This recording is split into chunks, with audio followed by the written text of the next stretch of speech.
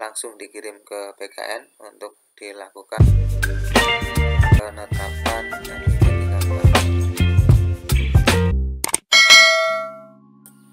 3. Assalamualaikum warahmatullahi wabarakatuh. Halo teman-teman semuanya, selamat pagi. Jika teman-teman sudah mengakhiri proses pengisian DRH, selanjutnya langkah yang perlu dilakukan teman-teman semuanya ada langkah jangka pendek dan langkah jangka panjang ya.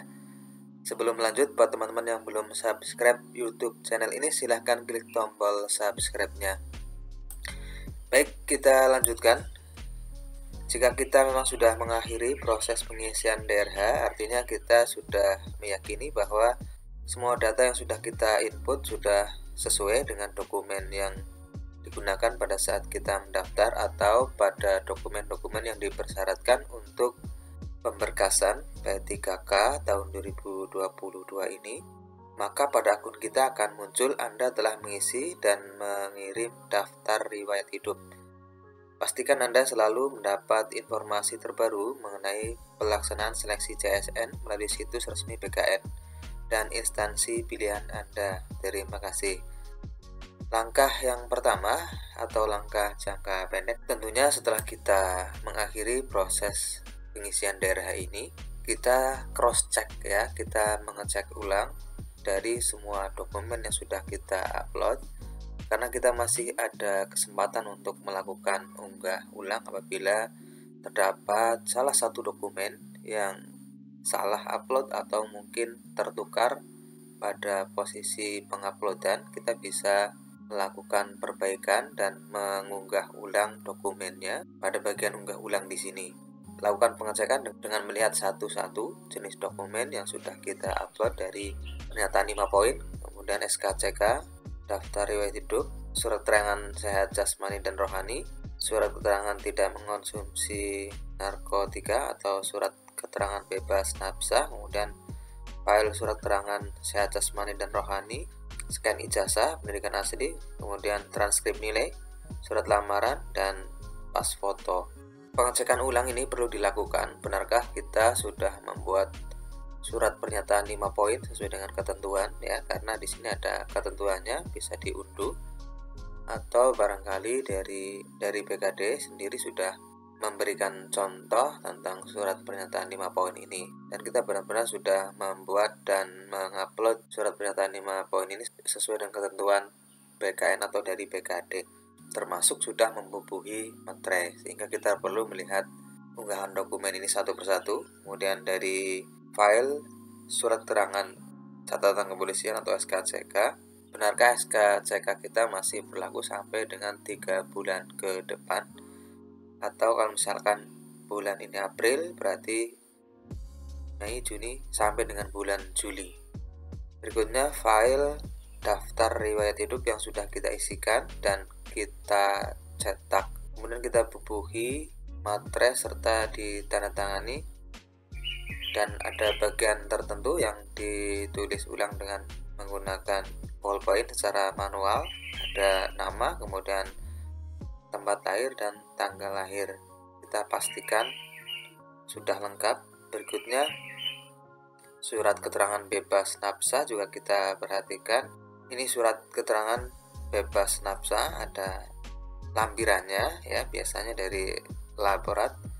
Teman-teman tinggal cek dulu ya file yang sudah diupload. Berikutnya file surat keterangan sehat jasmani dan rohani dari dokter yang berstatus PNS atau dokter yang bekerja pada unit pelayanan kesehatan pemerintah. Ini dipastikan 2 surat keterangan ini baik jasmani dan rohani sudah digabung jadi satu dan diupload.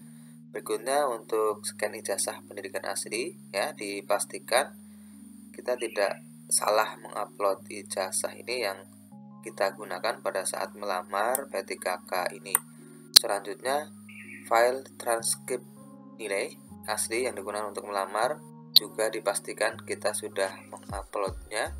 Terus selanjutnya file scan surat lamaran ya, kita juga sudah membuat surat lamaran ini yang sudah ditandatangani dan bermaterai. Kita pastikan dokumen tersebut sudah sesuai. Kemudian pas foto formal terbaru dengan latar belakang merah dengan format JPG ya, dipastikan sudah sesuai ya dengan latar belakang warna merah dan menggunakan pakaian formal. Kalau dokumen ini sudah kita cek dan ternyata ada kesalahan, bisa kita unggah ulang. Ini langkah yang pertama.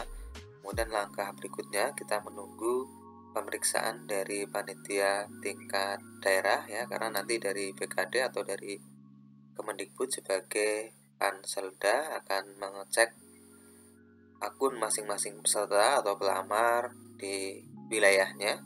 Jika nanti terdapat kekeliruan atau kesalahan, nanti akan diberitahukan oleh pihak Panselda untuk segera memperbaiki. Dan tentu ini pemeriksaan di BKD atau di tingkat daerah menunggu sampai dengan selesainya tanggal pemberkasan ini, atau barangkali sudah mulai dicek oleh panitia tingkat daerah buat teman-teman yang sudah mengakhiri pengisian DRH ini. Selanjutnya, setelah dicek oleh Pemda dan dinyatakan semua peserta sudah mengisi DRH ini ya di instansinya, akan dikirimkan ke BKN disertai dengan surat ya yang diperlukan dari PPK atau Pejabat Pembina Kepegawaian Daerah untuk usul penetapan NIP3K formasi 2022. Dan sesuai dengan jadwal, tanggal 28 April 2023 itu sudah mulai dilakukan usul penetapan NIP3K ke BKN ya. Tentunya kita berharap bagi yang sudah mengakhiri proses pengisian daerah ini akan langsung dikirim ke BKN untuk dilakukan penetapan NIP3K.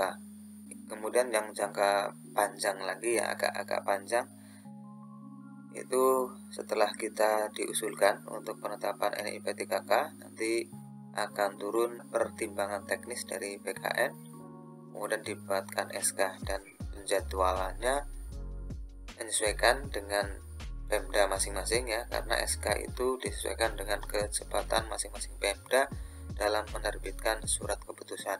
Mudah-mudahan dengan pemberkasan yang berakhir pada tanggal 4 Mei 2023 ini, pada akhirnya nanti bulan Juni itu kita sudah bisa mendapatkan surat keputusan serta mendapatkan surat perintah melaksanakan tugas ya, yang diharapkan nanti bulan Juli kita bisa langsung mendapatkan gaji yang pertama untuk P3K tahun 2022. Demikian, semoga informasi ini bermanfaat. Wassalamualaikum warahmatullahi wabarakatuh.